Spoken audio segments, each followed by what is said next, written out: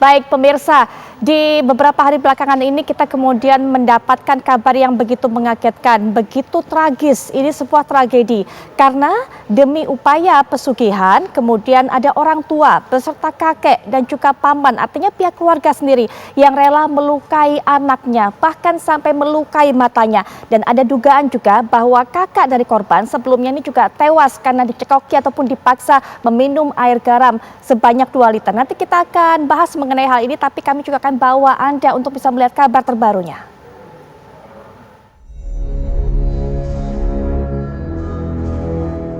Video penganiayaan terhadap AP, bocah berusia 6 tahun, yang dilakukan orang tuanya sendiri ini viral di media sosial.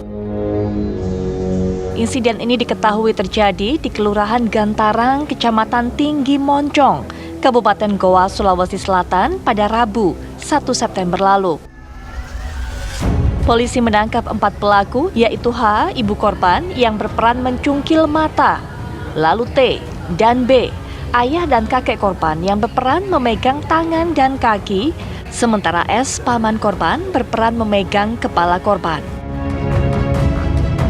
Berdasarkan keterangan para tersangka penganiayaan, keempatnya mengaku berhalusinasi setelah mempelajari ilmu hitam pesugihan.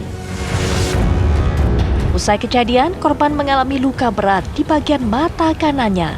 Selain itu, korban pun ternyata mengalami luka lebam di leher dan tubuhnya. Kondisi kesehatan dan mental AP kini berangsur pulih.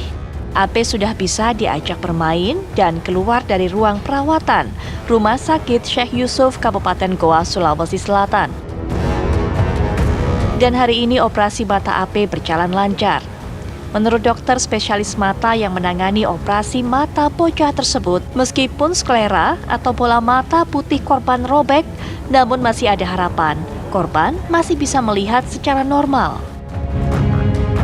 Lalu bagaimana pemerhati kajian kriminologi dan metafisika melihat fenomena kasus berlatar pesugihan ini? Dari Kabupaten Goa, Sulawesi Selatan, Wawan Setiawan, TV One mengabarkan.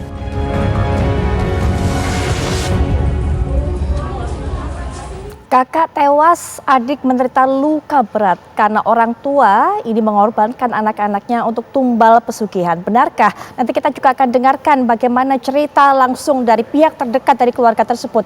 Salah satu paman yang juga melaporkan kejadian ini. Dan untuk bisa membahas hal ini, di samping saya sudah hadir 2 narasumber. Yang pertama adalah ahli metafisika Ki Sunarto. Assalamualaikum warahmatullahi wabarakatuh. Selamat malam, Kinarto. Selamat malam yang indah, Mbak. Sehat? Sehat walafiat. Sehat walafiat, alhamdulillah. Dan juga Pak Thomas Sunaryo selaku kriminolog. Selamat malam Pak Thomas. Selamat malam Mbak Putri. Baik, ini Pak Thomas bagaimana melihatnya? Karena kalau saya lihat ini di luar akal sehat, ini di luar nalar kita. Bagaimana seorang tua begitu tega untuk mengorbankan anaknya hanya demi pesugihan, menjadi tumbal, bahkan sampai melukai, Pak Thomas? Begini Mbak Putri, kita agak jauh ya, bahwa peradaban manusia dan masyarakat itu terbagi di beberapa tahap. Ya. Baik. Tahap yang pertama yang mendorong peradaban manusia adalah paham tentang animisme, ya, percaya kepada barang-barang tertentu. Ya. Ada dukun, ya, yang bisa memenuhi tuntutan-tuntutan itu. Kemudian muncul agama, ya. Agama ini tidak hanya mengajarkan kasih sayang, tapi agar manusia menggunakan akal budinya, ya. Nah ini, lalu kemudian karena manusia menggunakan akal budi, muncullah perkembangan sains dan teknologi, ya. Nah, lalu kemudian sekarang ini kita masuk kepada abad informasi, ya. Jadi sekarang yang kita sebut abad milenial, ya. Jadi karena itu kita bisa ketemu di sini, ya, dengan televisi, tapi nilai-nilai yang menyangkut kepercayaan animisme itu masih ada, ya. Misalnya babi ngepet, lalu tuyul, ya.